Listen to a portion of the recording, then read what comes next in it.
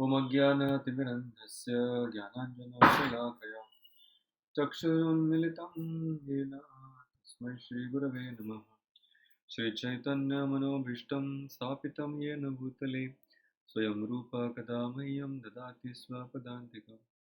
नमः ॐ विष्णुपादाय कृष्णप्रेष्ठाय भूतले श्रीमते भक्तिवेदान्त स्वामिनिति नामिने।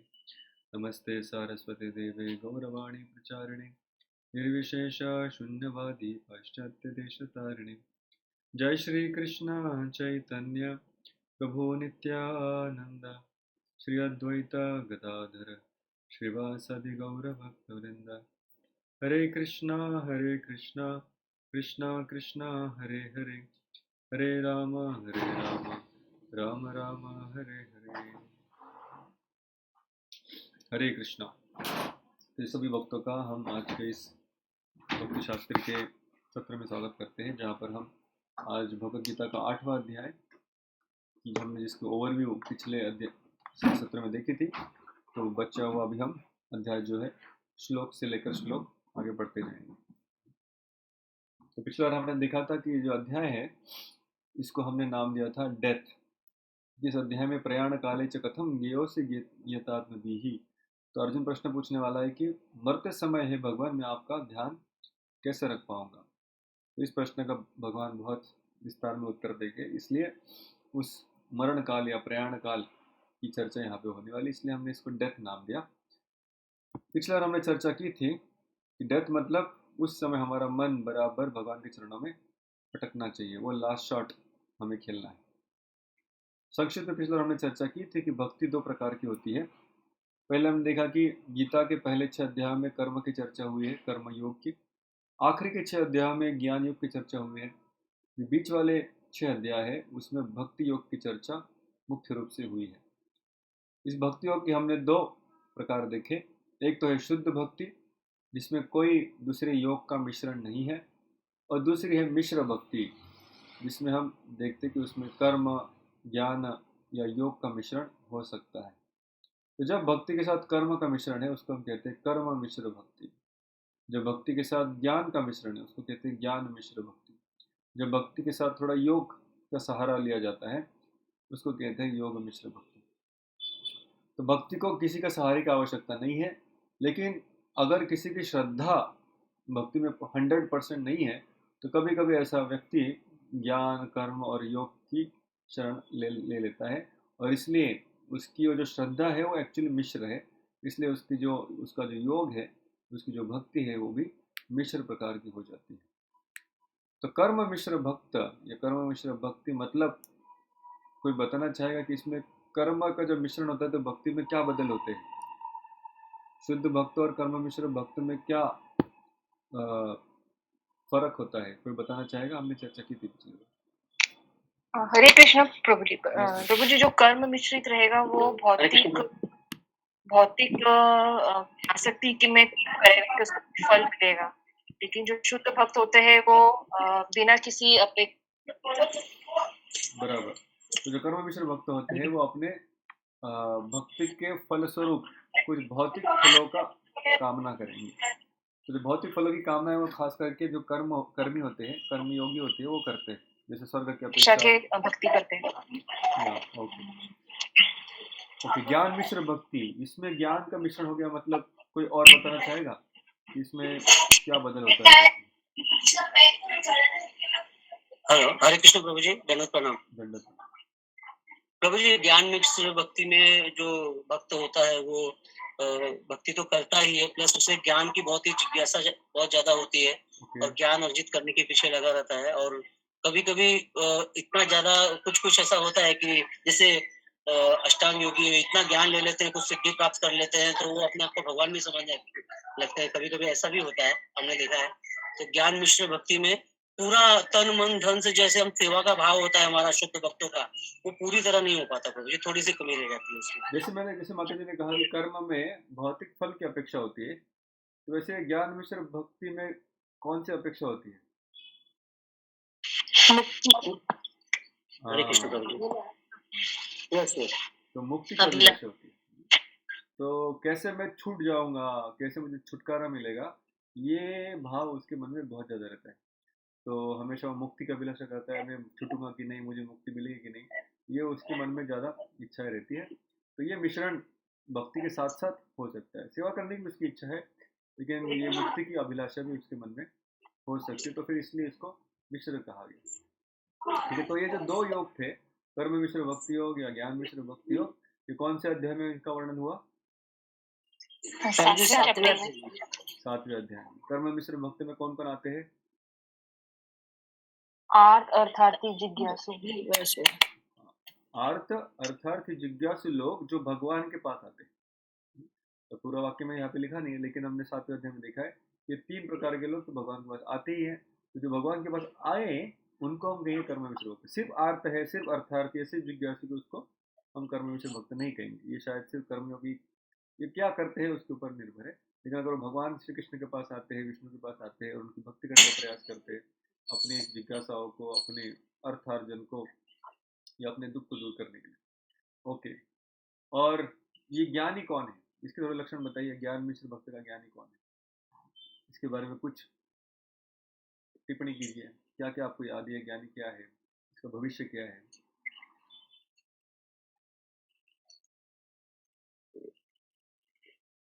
ये तीनों में या ज्ञानी में क्या फर्क है, बोलिए। ज्ञानी को मुक्ति चाहिए रहती है, बराबर, वो ब्रह्म ज्योति के लिए मतलब ओके। साधारण जो ज्ञानी होता है, तो अभी पिछली बार जब हमने क्लास दिया तो क्लास के पश्चात मुझे किसी भक्त ने फ़ोन किया था और फिर इसके बारे में थोड़ा वो कंफ्यूज हो गए, उन्होंने पूछा, तो मुझे लगा शायद आप लोग भी इसके बारे में कंफ्यूज हो सकते हैं, तो थोड़ा मैं यहाँ पर और चर्चा करना चाहूँगा। तो साधारणता गीता में ज्ञानी का वर्णन कहाँ पे हुआ है?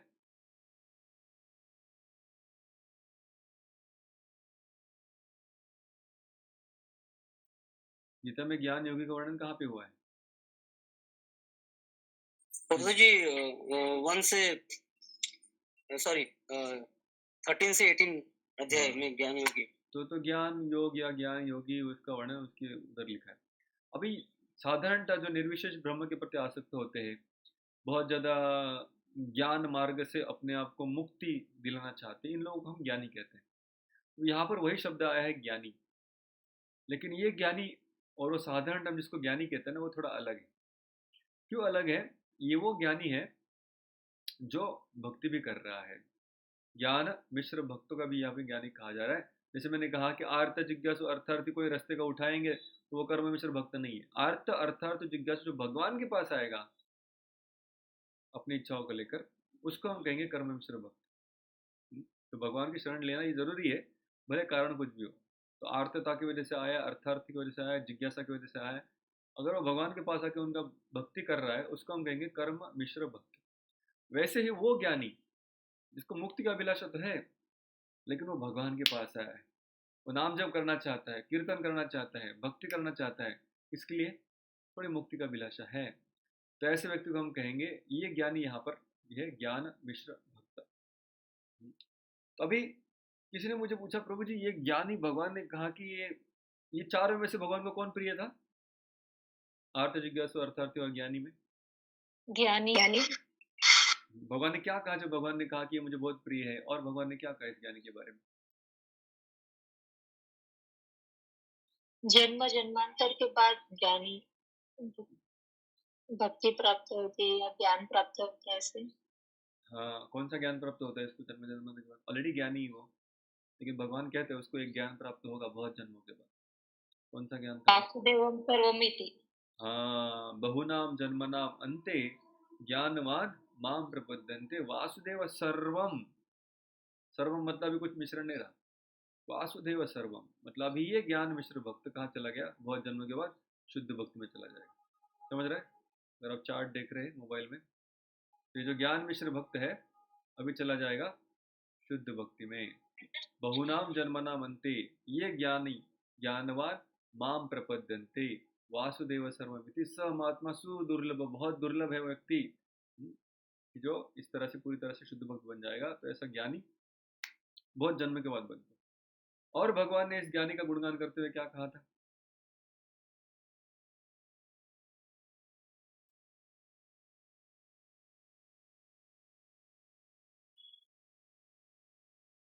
कितना प्रिय है ज्ञानी मुझे?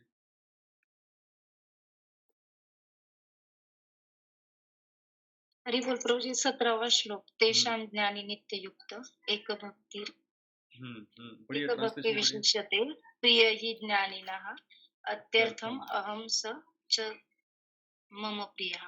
पढ़िए भाषांतर। यापैकी जो पूर्ण ज्ञानी आहे आणि नित्य भगवत भक्तीमध्ये युक्त आहे तो सर्वोत्तम आहे, कारण मी त्याला अत्यंत प्रिय आहे आणि तो मला अत्यंत प्रिय आहे। तो भगवान कह रहे हो मेरे समान ही है। तो बोलिए ज्ञानी इतना प्रिय भगवान को, भक्त कहाँ गए? तो यहाँ पर जो ज्ञानी बताया गया है इस श्लोक का आप ठीक से पढ़ेंगे तो इसमें क्या कहा गया है? तेषाम ज्ञानी नित्य युक्त। नित्य युक्त मतलब क्या लिखा है? पढ़िए भाषांतर नित्य युक्त शब्द का।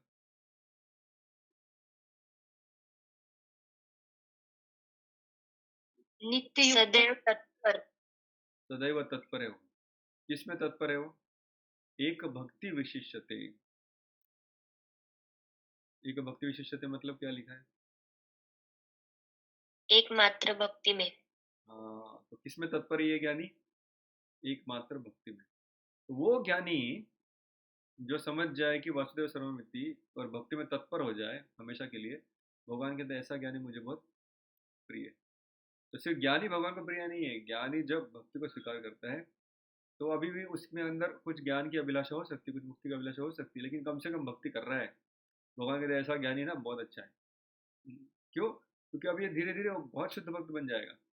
तो ये भक्ति इसके साथ आ गई, इसके लिए भगवान को बड़ा प्रिय बन गया। नहीं तो वही भगवान निर्विशेषवादी जो होते हैं उनको अबुद्धया कहेंगे 9वें अध्याय में। अब जानंती माँ मूढ़ा मानुषिम तनुमाश्रिता परम भावम अजानंत माँ भूतम महेश्वरम। तो जो मेरा मनुष्य जन्मों को मेरे साकार स्वरूप को नहीं जानते, सिर्फ ब्रह्म ज्योति को मानते हैं, निराकार को मानते हैं, उनको कहते भगवान मूढ़ है, मूर्ख है, अबुद्धि वाले हैं। जैसे बार बार बार बार आएगा। तो कहने का मतलब ये ज्ञानी साधारण ज्ञानी नहीं है, ये ज्ञानी के साथ भक्ति की क्रियाएं जुड़ी हुई है। जैसे आर्त अर्थात जिज्ञासु के साथ भक्ति की क्रिया जुड़ी हुई थी, तभी भगवान ने उनको गीता में स्थान दिया। वैसे ही ये ज्ञानी, अभी ये बीच वाले 6 अध्याय सिर्फ भक्ति की 6 अध्याय हैं, लेकिन ये ज्ञानी अगर थोड़ी सी भक्ति जोड़ लेता है अपने जीवन में तो भगवान कहते ये भी मुझे प्रिय है। लेकिन इससे कई गुना कई गुना कई गुना प्रिय है भगवान को शुद्ध भक्त जो ज्ञानवान किसी का सहारा नहीं लेता, कोई उसको बाकी मुक्ति का अभिलाषा नहीं है। वो कहता है मम जन्मनि जन्मनीश्वरे भवताद भक्ति रहे तो की। मतलब क्या? इसमें आता है श्लोक मम जन्मनि जन्मनीश्वरे भवताद भक्ति रहे तो की। शिक्षाष्टकम। क्या अर्थ है इसका?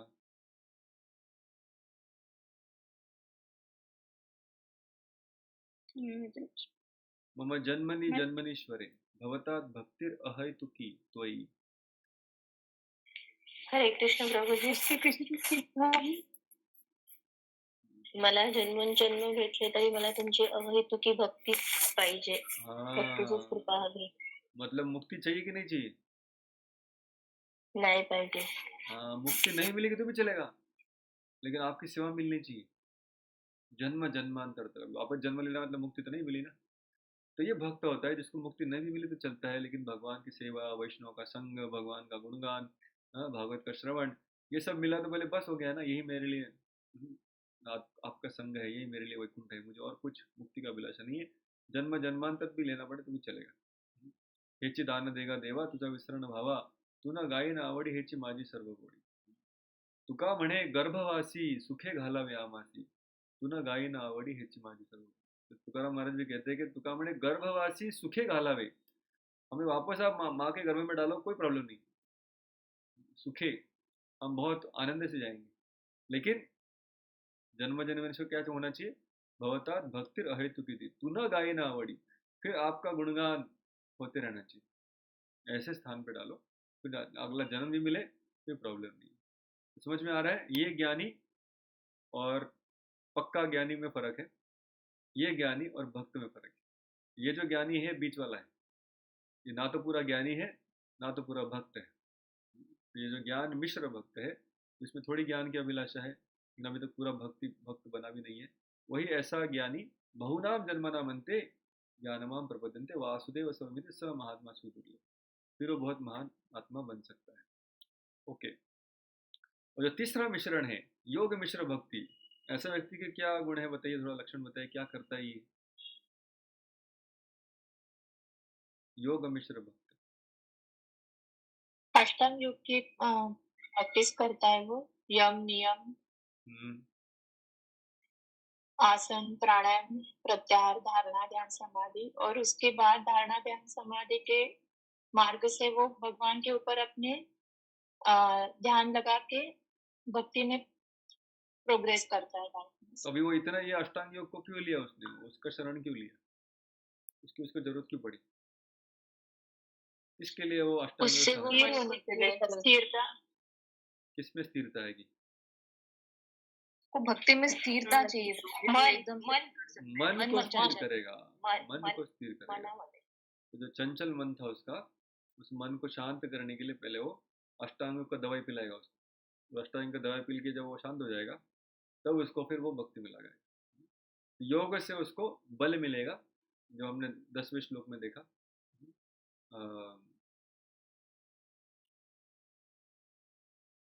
तो हम वापस जाएंगे, वहां पर श्लोक बाय श्लोक पढ़ेंगे तब। तो योग मिश्र भक्ति ये कौन से अध्याय में वर्णन की गई है? 8वें, 8 चैप्टर, 8वें अध्याय। तो वही अध्याय हम अभी पढ़ने वाले हैं। ओके, तो आते हैं अभी अगले अध्याय में, चैप्टर 8, 8वां अध्याय। इसका हमने एक्रोनिम या शॉर्टकट बनाया था डेथ। वापस एक बार पढ़ते हैं। डी फॉर डाउट्स, यानी अर्जुन बहुत सारे प्रश्न पूछेगा, भगवान उसको उत्तर भी देंगे पहले 4 श्लोकों में। ई मतलब एंड ऑफ लाइफ, जो मृत्यु काल है, मृत्यु काल के बारे में चर्चा होगी, कितना ये इंपॉर्टेंट है इसके बारे में समझना। अंत काले च मामेव स्मरण मुक्त कलेवरम, भगवान कहेंगे अंत काल में मेरा स्मरण करो ताकि मुझे प्राप्त करोगे, आध्यात्मिक जगत को प्राप्त करोगे। तो आध्यात्मिक जगत को प्राप्त कैसे करें, आपको अंत काल में कैसे स्मरण करें, उसके लिए अगला सेक्शन आ गया, A for attaining the spiritual world और अटेनिंग कृष्णा। तो कैसे अटेन करेंगे उनको? भगवान कहते हैं 2 प्रकार के रास्ते हैं, एक है योग मिश्र भक्ति और एक है शुद्ध भक्ति। भगवान को पाने के लिए 2 प्रकार के योग कर सकते हैं। डायरेक्ट शुद्ध भक्ति कर लिया तो भी पहुंच सकते हैं, और इस अध्याय में भगवान और एक रास्ता देते हैं, वो है योग मिश्र भक्ति। तो भगवान को पाने के बहुत सारे रास्ते, इसमें से 2 इस अध्याय में बताए जा रहे हैं। उसमें फिर भगवान को भी पूछेगा, अरे फिर लेकिन आपकी भगवत धाम में जाना क्यों, इतना इसमें मगजमारी है, इतना योग मिश्र भक्ति करो या भक्ति करो, उससे फिर ये जगत से निकल के आपके जगत में जाओ। वैसे ये जगत में कुछ बुराई नहीं है, ठीक है ना, क्यों अंतकाल में इतना टेंशन लेने का, क्योंकि अंतकाल कब आएगा कैसे आएगा कुछ पता नहीं, और उसमें आप फिर बोल रहे हो इतना सब करो प्रैक्टिस के लिए, तो फिर जीवन तो पूरा बिगड़ जाएगा, उससे अच्छा इधर ही रहते। तो फिर भगवान बताते हैं कि इधर ही रहने में प्रॉब्लम क्या है। तो भौतिक जगत के बारे में चर्चा करेंगे और फिर आध्यात्मिक जगत के बारे में भी चर्चा करेंगे।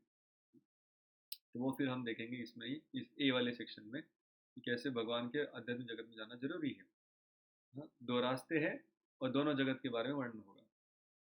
फिर भगवान बताएंगे जो योग मिश्र भक्ति करेगा, हाँ, जो रास्ता इस अध्याय का मुख्य विषय है, जो योग मिश्र भक्ति करेगा वो कहाँ जाएगा मृत्यु के पश्चात। तो उसके 2 रास्ते हैं, वो कहाँ पहुंचेगा। तो पहला है कि वो रिटर्न आ जाएगा वापस धरती पे, दूसरा वो रिटर्न नहीं आएगा, मुक्ति प्राप्त कर लेगा। क्योंकि योग मिश्र भक्ति किया है, पूरा शुद्ध भक्ति नहीं किया तब तक भगवत धाम तो जा नहीं पाता, तो कम से कम उसको रिटर्न नहीं आएगा, मुक्ति कम से कम मिल जाएगी। लेकिन कुछ ऐसे हैं जिनको मुक्ति भी नहीं मिलेगी। ऐसा क्यों होता है वो हम देखेंगे इस 23 से लेकर 26 में। और आखिरी में भगवान बताएंगे कि ये रिटर्न आने का नहीं रिटर्न आने का ये सब बहुत मुश्किल है योग मिश्र भक्ति में, इसलिए बेटर है कि आप कौन सा करो, शुद्ध भक्ति करो।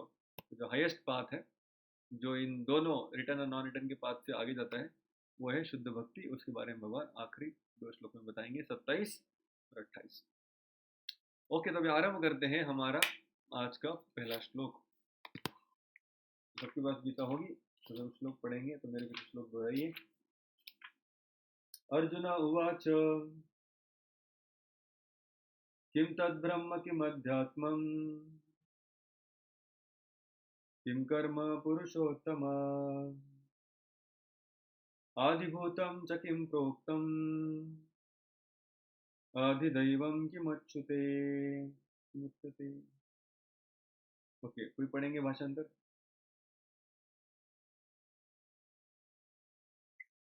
हरे कृष्ण। अर्जुन ने कहा, हे भगवान, हे पुरुषोत्तम, ब्रह्म क्या है, आत्मा क्या है, सकाम कर्म क्या है, यह भौतिक जगत क्या है, तथा देवता क्या है, कृपा करके यह सब मुझे बताइए। तो कितने प्रश्न पूछे गए इस श्लोक में?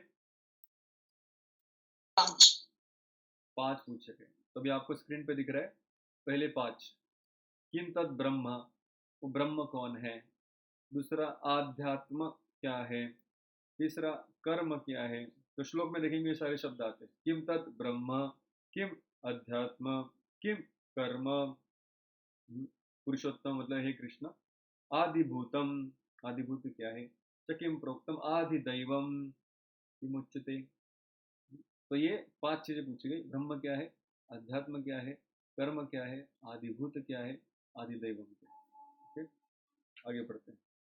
आदि यज्ञ कथम कोत्र देहेस्मिन् मधुसूदन, प्रयाण काले च कथम ज्ञेयोऽसि नियतात्मभिः। पढ़िए और कोई भाषांतर।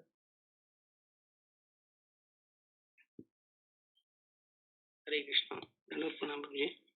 आदि एक हे मधुसूदन, यज्ञांस अधिपती कोण आहे आणि या देहामध्ये कसा निवास करतो आणि भक्तीमध्ये युक्त झालेले मृत्यू समय तुम्हाला कसे जाणू शकता? तो आदि यज्ञ कथम गोत्र, आदि यज्ञ कौन है?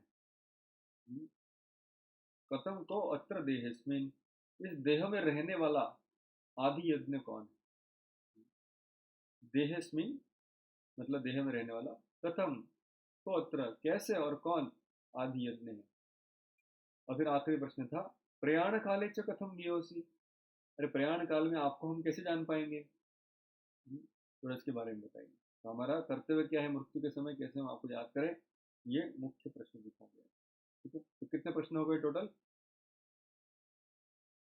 7 क्वेश्चन। तो आप में से कितने लोगों को ये 7 में से कोई भी प्रश्न आया था कभी जिंदगी में? बोलिए, हरि बोल।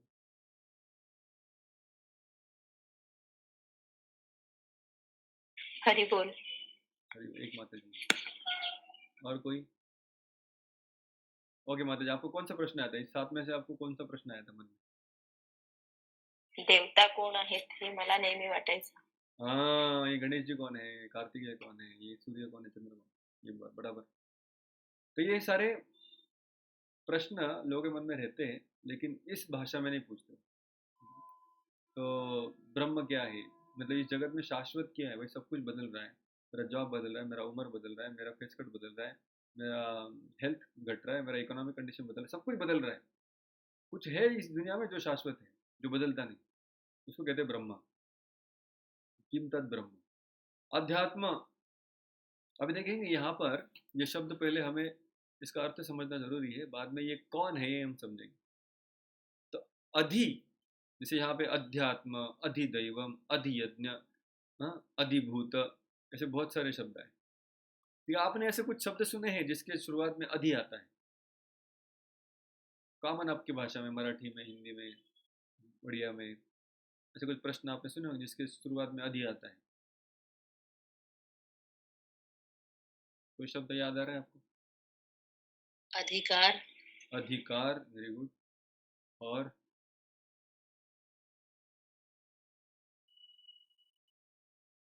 अधिपति, अधिपति, वेरी वेरी गुड। अधीन, अधीन शब्द भी बोलते हैं हम। अधीन, किसी के अधीन होना, बराबर। और बताइए।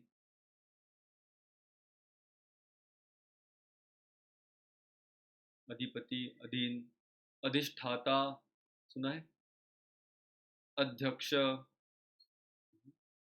तो ये सारे अधि अधि अधि अधि का क्या, अधि शब्द का अर्थ क्या हो सकता है? क्या अधि तुम्हें समझा? ज्यादा, मतलब चीज बढ़ रही है जैसा। ओके, वो अधिक का होता है, वो अधिक होता है। अधिपति, श्रेष्ठ। अधि म्हणजे सर्वात आधी, सर्वात आदि, वो आदि होता है, आदि संस्कृत में।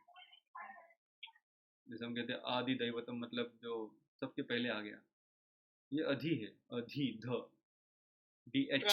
प्रमुख कोणाच्या तरी जैसे अध्यक्ष, अधिपति, अधीन, मतलब नियंत्रक कह सकते हैं हम, ठीक है नहीं? अधि शब्द का अर्थ नियंत्रक नाम से ज्यादा जाना। अध्यक्ष मतलब जो सब अपने आंखों के अंडर सब कुछ है, मतलब जैसे सुपरवाइजर कहते हैं उसको।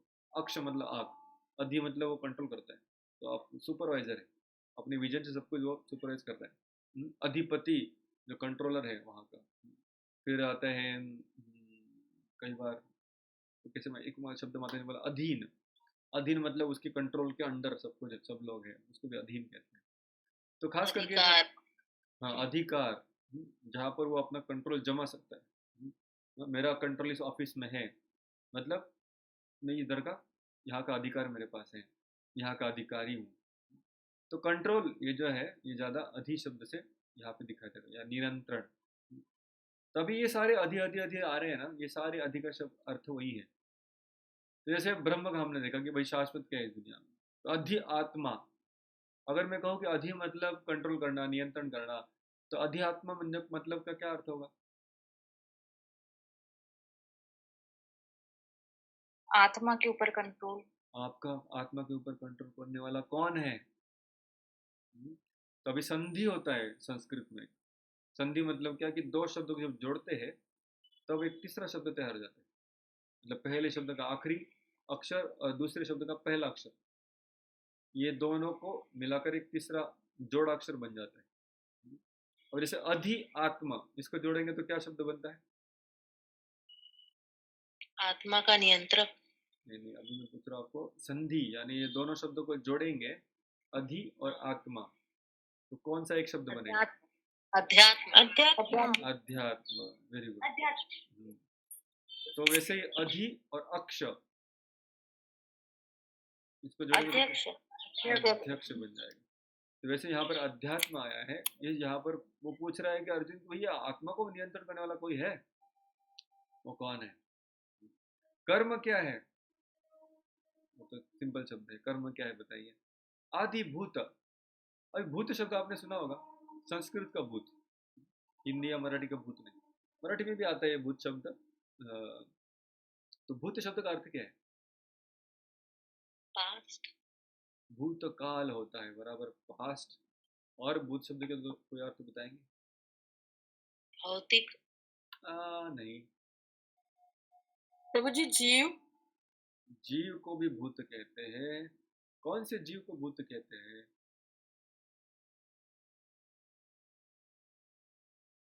कोई कहेगा प्रभु जी भटकते हुए जीव को भूत कहते हैं।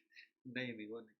तो जो जीव बद्ध है साधारणतः उन जीवों को हम भूत, जैसे पहले हम बचपन में ज्ञानेश्वर महाराज का पसायदान गाते थे, उसमें भी भूत शब्द आता। किसी को याद है क्या? आप कुछ लोग हैं मराठी। भूत दया सुना होगा आपने शब्द? प्रभु जी, भूता परस्पर पढ़ो मैत्र जीवाचे। हाँ, भूता परस्पर पढ़ो मैत्र जीवाचे, हमारे को बोलते हैं। तो भूत मतलब इस जगत के जितने भी लोग हैं वो सब सुखी रहे, तो ये प्रार्थना करते हो पसायदान में कि मुझे ये दान दीजिए कि सब लोग सुखी रहे। तो भूत मतलब वो जीव जो इस दुनिया में आके इस शरीर में बंध गए हैं, अटके हुए जीव को भूत कहते हैं। कभी कभी हम प्रेत योनि में अटके हुए जीव को भी भूत कहते हैं, लेकिन साधारण कोई भी योनि में अटका हो वो भूत है। मतलब हम सब लोग भी क्या है?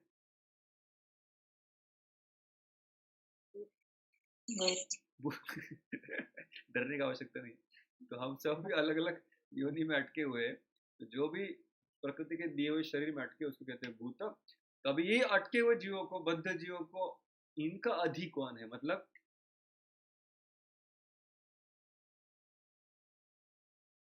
इनका नियंत्रण कौन है? इनका नियंत्रण कौन करता है? जो जीव इस भक्ति प्रकृति में आ गए हैं उनका नियंत्रण कौन करता है? तो आदिभूत। फिर आ गया आदि दैवम। दैवम मतलब हम सब जानते हैं देवताएं जो हमको नियंत्रण करते हैं। आदि दैवम मतलब क्या अर्थ होगा? देवताओं के नियंत्रक। देवताओं को भी जो नियंत्रण करते हैं, ऐसे कौन है? Okay, very good. आदि यज्ञ का क्या अर्थ होगा?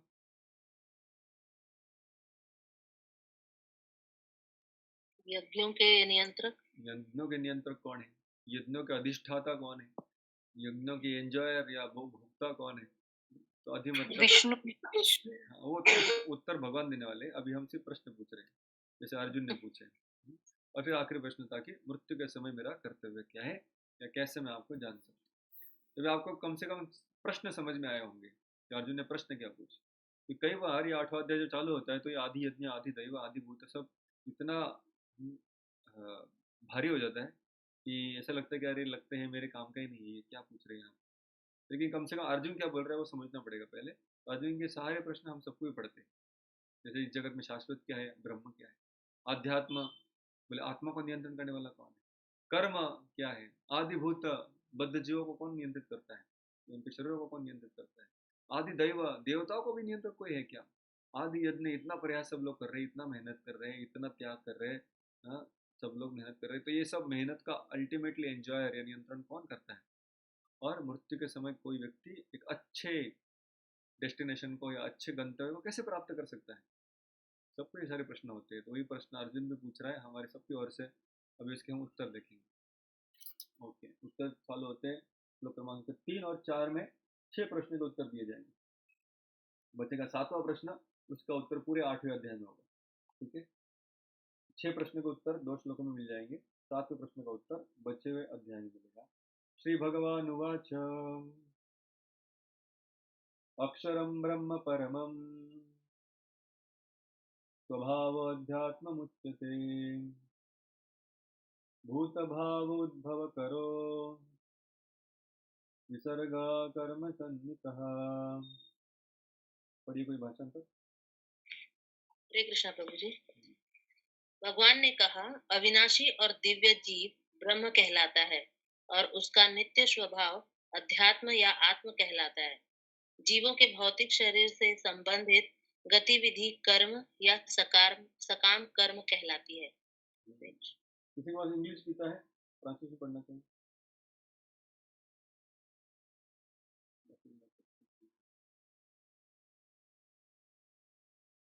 ओके, मैं पढ़ता हूँ। The indestructible transcendental living entity is called Brahman and the eternal nature is called Adhyatma or self. Action pertaining to the development of material bodies of the living entity is called Karma or self-activity. तो मुझे थोड़ा समझ में आसान गया। तो अक्षरम ब्रह्म परमम, अक्षर शब्द का अर्थ क्या है, पढ़िए शब्दार्थ।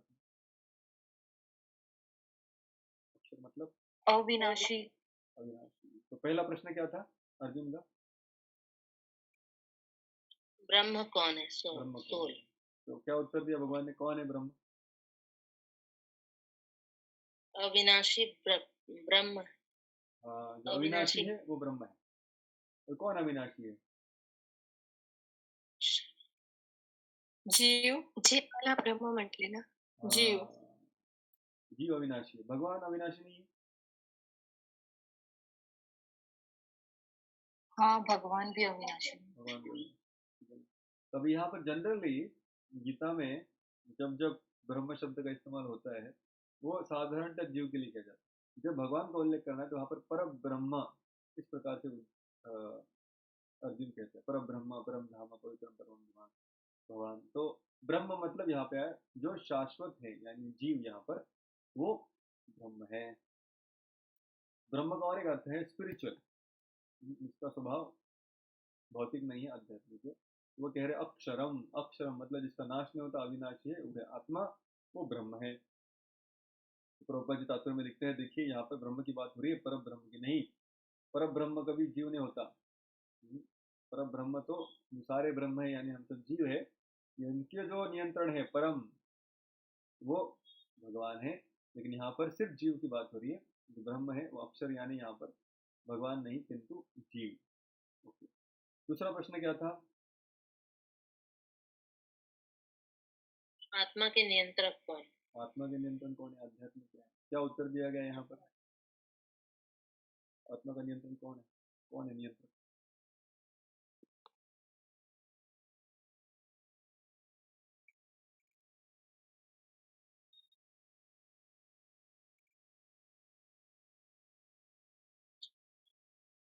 क्या उत्तर दिया, अध्यात्म कौन है, आत्मा का नियंत्रक कौन है, परब्रह्म। स्वभाव। स्वभाव। प्रभु जी समझ में नहीं आ रहा है। स्वभाव को कह दिया कि आत्मा का नियंत्रक, अभी स्वभाव शब्द कितने लोगों ने सुना है, क्या अर्थ है उसको कोई बताना चाहेगा? क्या समझते हैं आप जब स्वभाव शब्द सुनते हैं? नेचर। Nature, very good. और कोई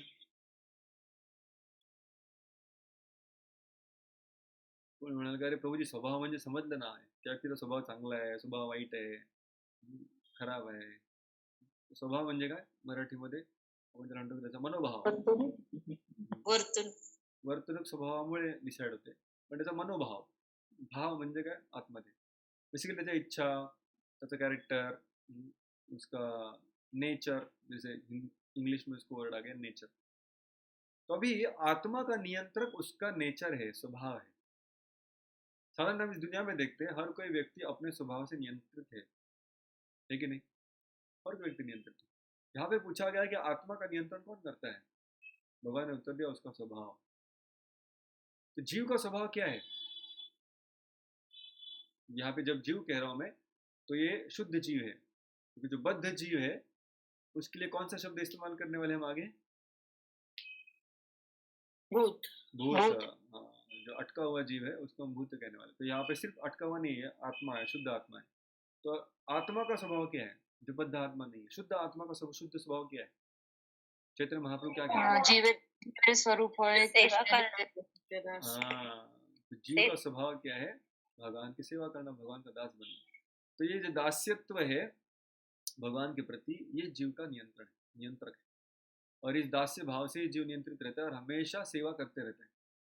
जो भूल जाता है कि भगवान कौन है तो इसकी उसकी सेवा करते रहता है, लेकिन इस स्वभाव से ही, इस सेवा के भाव से ही आत्मा हमेशा प्रभावित रहता है, नियंत्रित रहता है. भगवान यहाँ पे कह रहे स्वभावो अध्यात्म उच्चते. तो ये जो अध्यात्म है ये कौन है? ये स्वभाव है. इस तरीके से हम इसको समझ सकते हैं और इसको याद रख सकते हैं. समझ में नहीं आएगा तो उत्तर भूल जाएंगे, इसलिए समझ लीजिए. ये 7 प्रश्न एग्जाम में आते हैं, ब्रह्म क्या है, अध्यात्म क्या है, कर्म क्या है, आदिभूत क्या है. तो उसमें याद रहना चाहिए कि सब शब्द का अर्थ क्या है. अध्यात्म मतलब शुद्ध आत्मा को नियंत्रित करने वाला कौन है? स्वभाव. प्रभुपाद तात्पर्य में लिखते हैं आध्यात्मिक चेतना या कृष्ण भावनामृत में उसकी स्थिति परमेश्वर की सेवा करना है, जबकि भौतिक चेतना में होता है कि वो इस संसार के विभिन्न प्रकार के शरीर को धारण करना पड़ता है. संसार में आगे शरीर धारण करना पड़ा तो वो भूत बन गया, उसके पहले वो अध्यात्म है, आत्मा है. तो उस आत्मा का नियंत्रक कौन है? उसका स्वभाव, वो स्वभाव क्या है? भगवान की सेवा करना. ठीक है, अगला प्रश्न क्या है? तीसरा प्रश्न क्या था? भगवान ने अर्जुन ने पूछा था कर्म काया है, कर्म क्या है वो बताइए. क्या उत्तर दिया भगवान ने? क्या कर्म है, किसको कर्म कहते हैं? श्लोक में पढ़िए, तीसरे श्लोक में. भूत भाव व कर्म. तो भूत भाव उद्भव कर. अभी भूत शब्द का ऑलरेडी हमने अर्थ देख लिया. भूत मतलब क्या था? बद्ध जीव, या भौतिक दृष्टि से जीने वाला जीव, उसको बद्ध जीव कहते हैं. तो वो भौतिक दृष्टि का भाव या भौतिक दृष्टि उत्पन्न करने वाला, उद्भव. उद्भव मतलब क्या? निर्माण, करने वाला. तो जो क्रियाएं जीव को इस संसार में अटका देगी, आत्मा को भूत बना देगी, आत्मा को बद्ध आत्मा बना देगी, बद्ध जीव बना देगी, वो सारी क्रियाएं जो हमें जगत से बांध के रखती है उसको क्या कहते हैं? कर्म कहते हैं. जागते रहो, जागते रहो. दोपहर का समय है, लेकिन महत्वपूर्ण विषय है कि यहाँ पे हम जो भी कार्य करते हैं, ऐसे कार्य जो हमें इस जगत में बांध के रखते हैं. बांध के रखते मतलब क्या? प्रभुपाद आगे लिखते हैं एनी एक्टिविटी, एक कोई भी कार्य जो हमें अगला शरीर लेने में मजबूर कर देता है उसको कहते हैं कर्म. तो भौतिक इंद्रियों से, भौतिक चेतना से और भौतिक परिणाम देने वाला जो कार्य है वो क्या है? कर्म है. क्या कहा मैंने? 3 चीजें बोली. ये कर्म की व्याख्या है. क्या क्या बोली 3 चीजें? किसको याद है? भौतिक इंद्रियों से, द मटेरियल सेंसेस, उत्पन्न करने वाले. स्पिरिचुअल सेंसेस से कर्म नहीं होता, वो भक्ति होती है. तो भौतिक इंद्रियों से, भौतिक चेतना से मतलब मटेरियल कॉन्शियसनेस में, कृष्ण कॉन्शियसनेस में नहीं, भौतिक चेतना में क्रिया होगा. भौतिक इंद्रियों से मतलब इस मटेरियल बॉडी से जो किए जाते हैं, भौतिक चेतना से मतलब इस जगत में रहने की जो इच्छा है उससे, और परिणाम में जो भौतिक परिणाम देती है, मतलब अगला जीवन वापस लेना पड़ता है, अगला शरीर धारण करना पड़ता है, इस जगत में अटके रहना पड़ता है, ऐसा जो परिणाम, ऐसा भौतिक परिणाम देने वाला जो कार्य है उसको क्या कहते हैं? कर्म। कर्म। कौन बताएगा? 3 चीजें क्या बताएंगे? भौतिक चेतना से, भौतिक इंद्रियों से और भौतिक क्रियाओं से नहीं, बंद कर दो। एक एक रहेगा।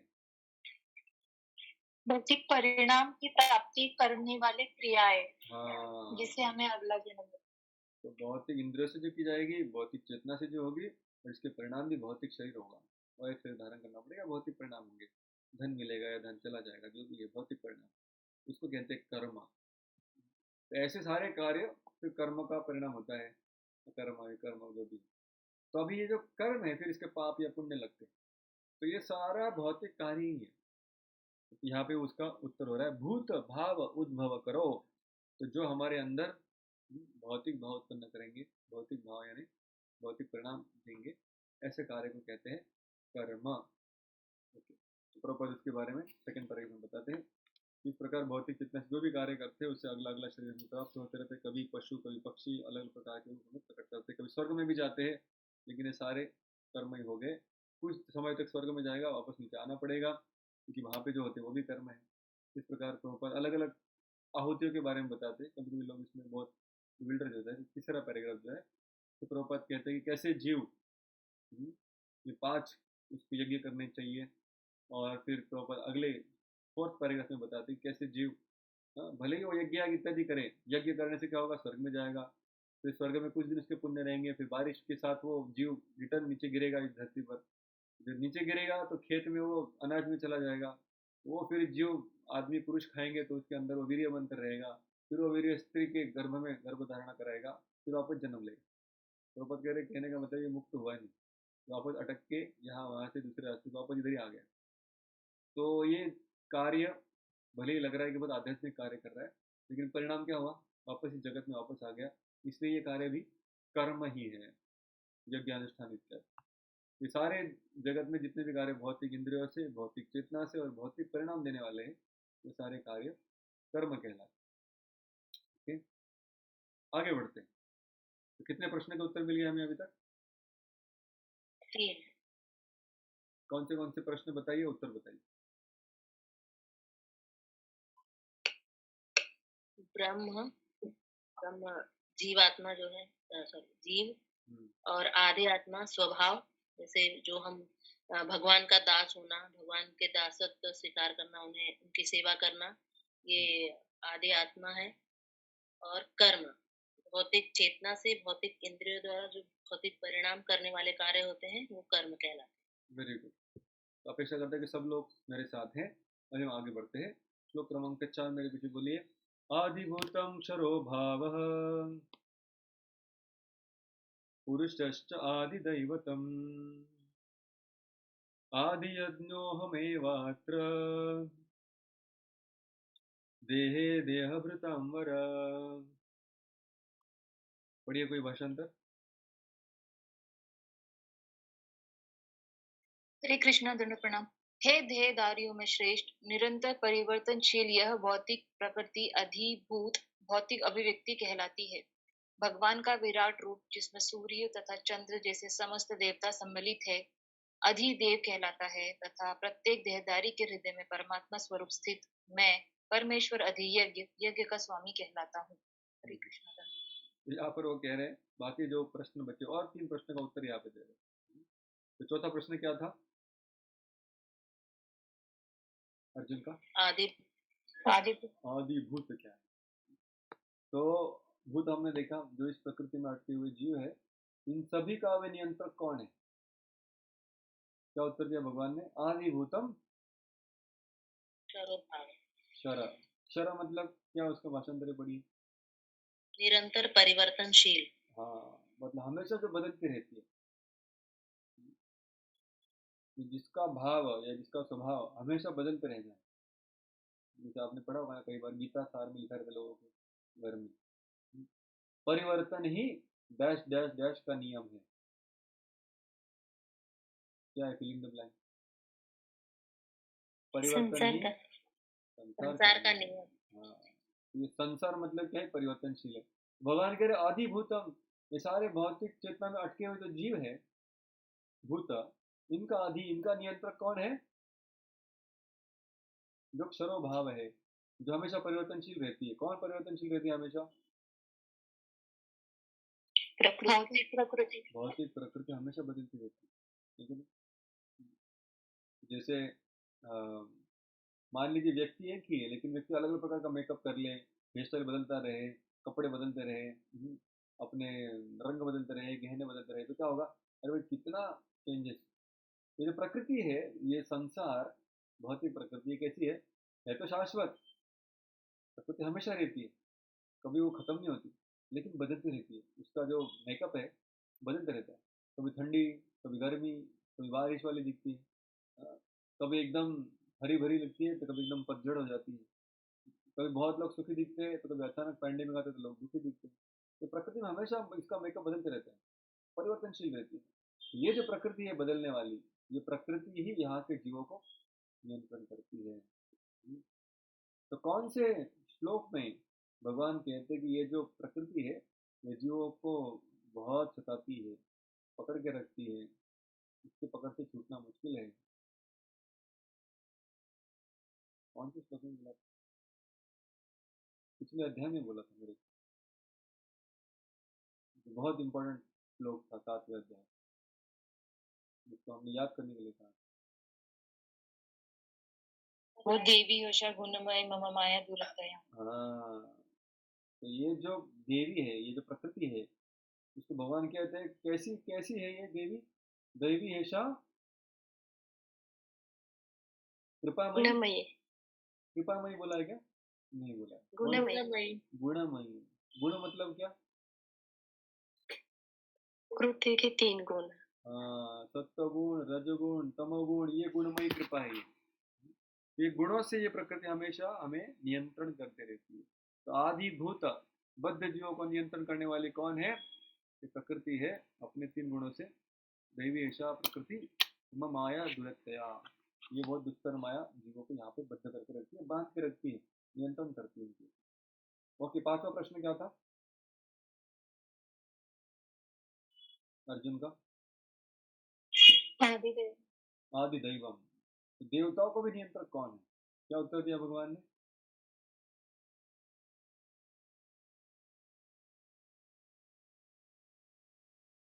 परमात्मा है, भगवान स्वयं है। नहीं, परमात्मा नहीं। विराट रूप। विराट रूप, पुरुष, पुरुष च आदि दैवतम। यहाँ पे पुरुष मतलब विराट पुरुष।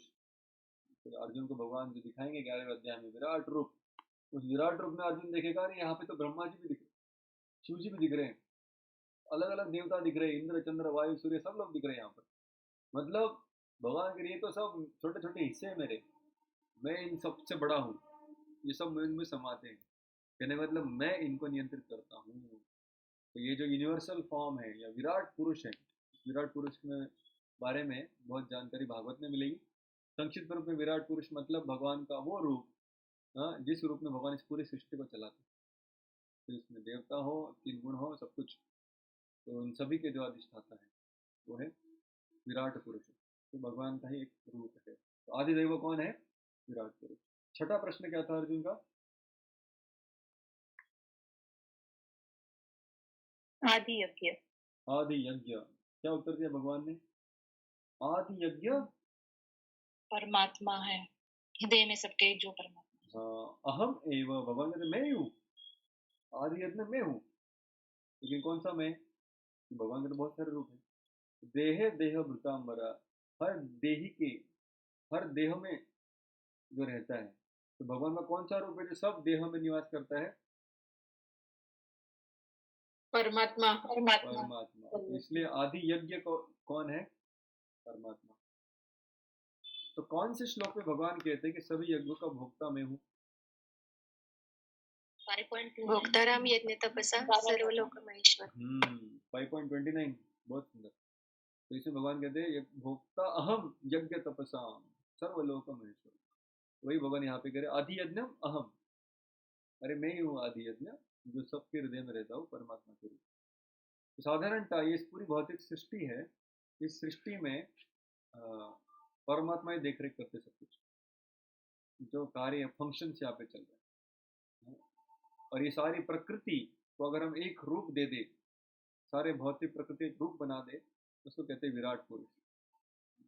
ये विराट पुरुष भौतिक प्रकृति से जुड़ा हुआ है, परमात्मा भौतिक प्रकृति का नियंत्रक है। ये सारे यज्ञ इत्यादि की जो फल देने की सेवा है, जो फल देते हैं सारे यज्ञ को, वो कौन है? परमात्मा।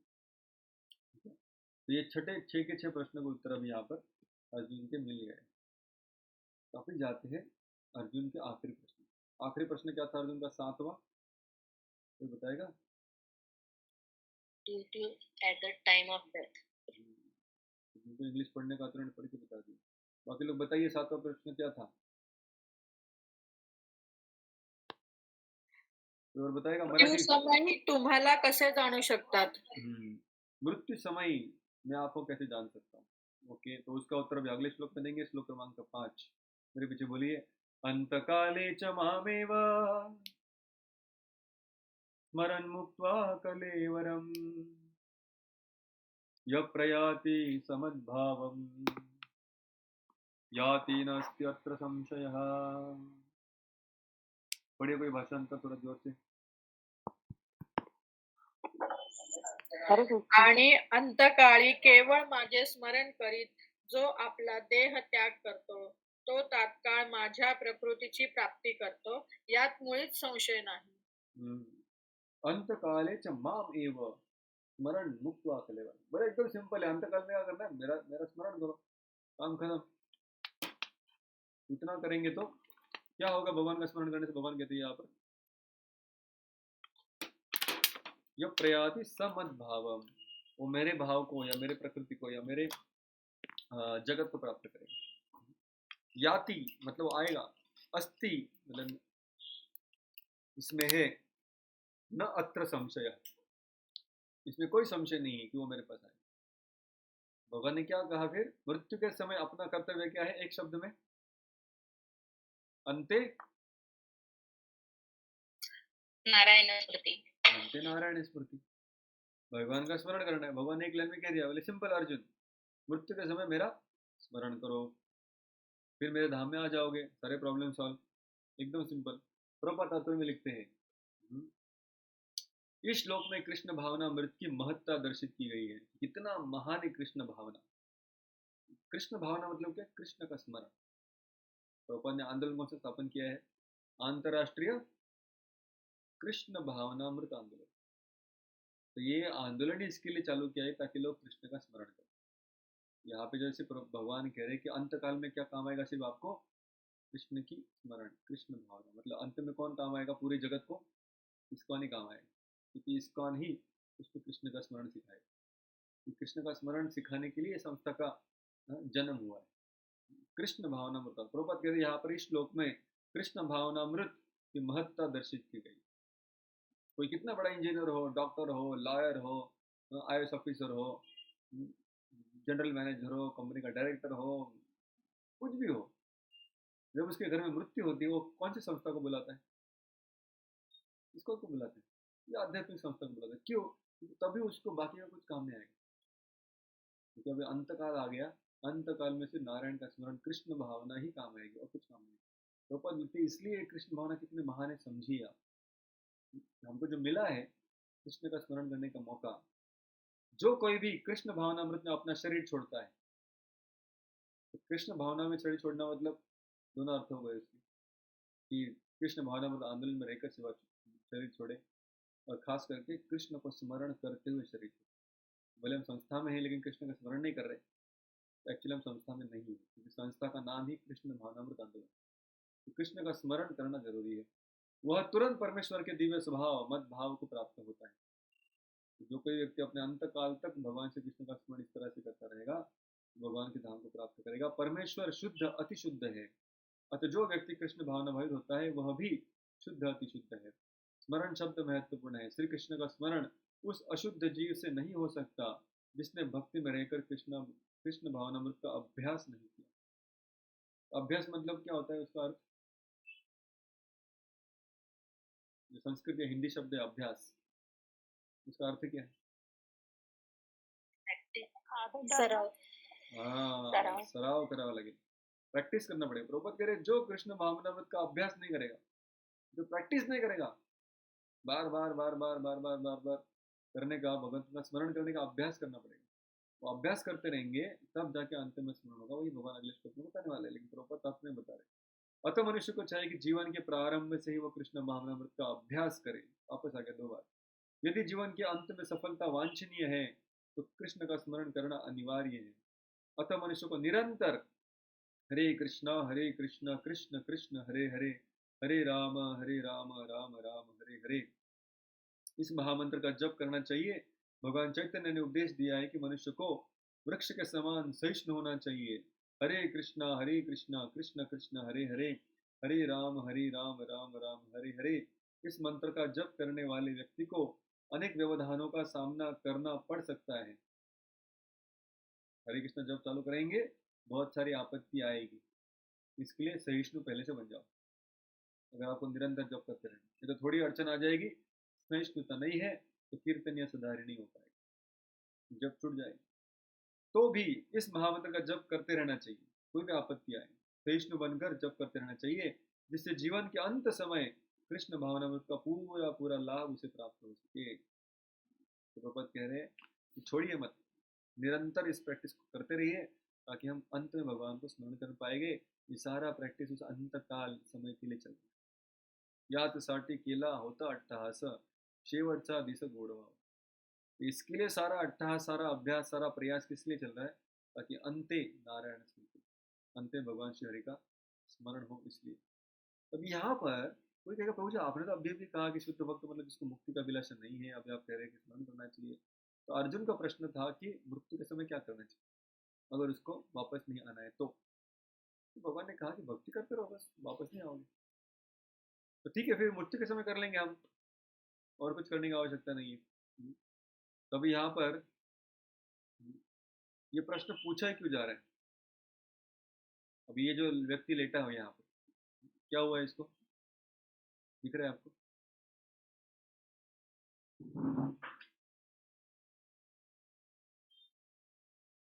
दिख रहा है क्या? मेरा स्लाइड दिख रहा है आप लोग? हरी प्रभु जी दिख। हाँ, क्या हो गया इस व्यक्ति को? ब्रह्मचारी लग रहा है बेचारा, बाल भी नहीं,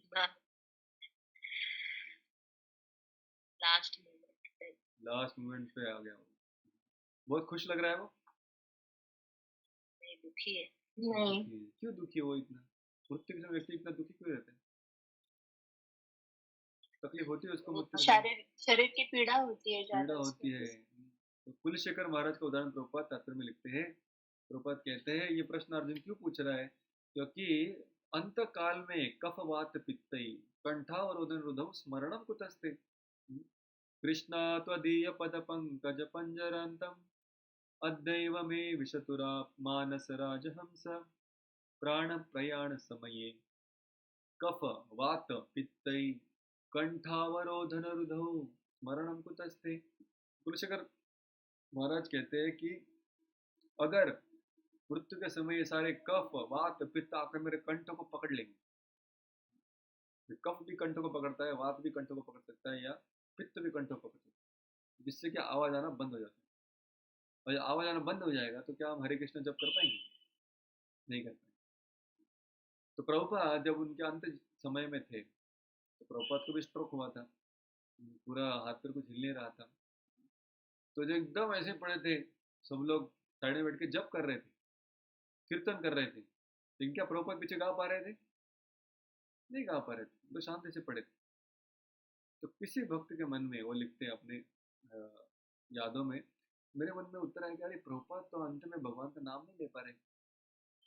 उसी समय प्रभुपाद के एक गुरु भाई, मेरे ख्याल से कृष्णदास बाबा जी महाराज वहाँ पर आते हैं, तो भक्तिनाथ ठाकुर के शिष्य हैं, और प्रभुपाद के मुख में तुलसी रखने के लिए वो अपने हाथों से प्रभुपाद का मुख जब खोलते हैं, प्रभुपाद के मुख कमल में देखते हैं कि प्रभुपाद की जो जिह्वा है वो हिल रही, रिदमिकली हिल रही।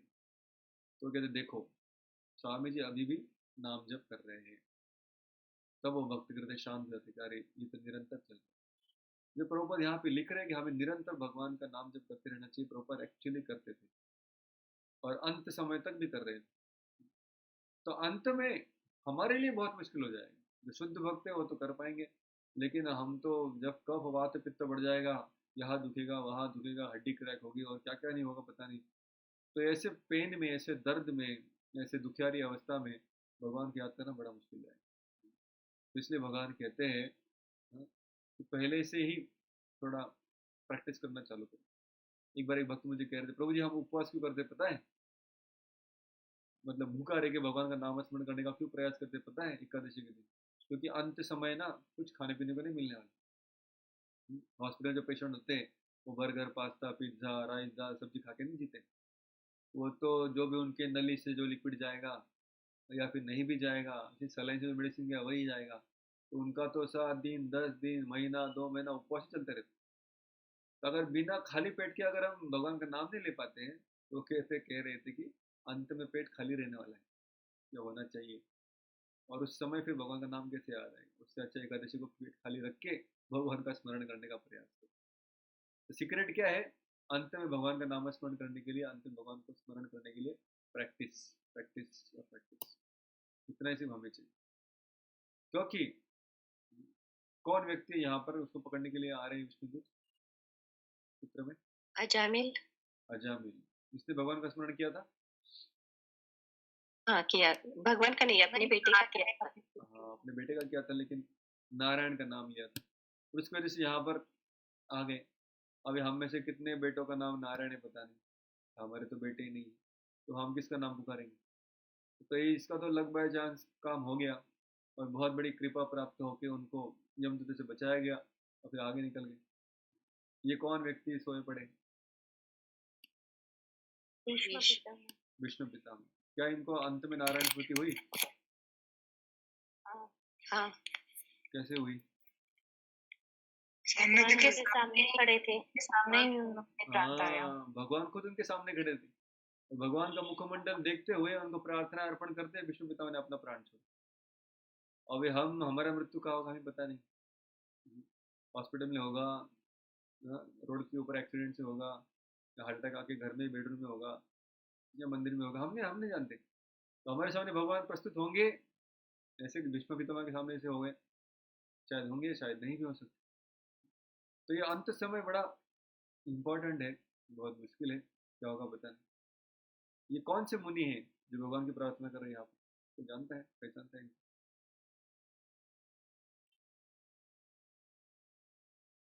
ओके, अभी जानते हैं आप इनको? भरत महाराज, वाल्मीकि,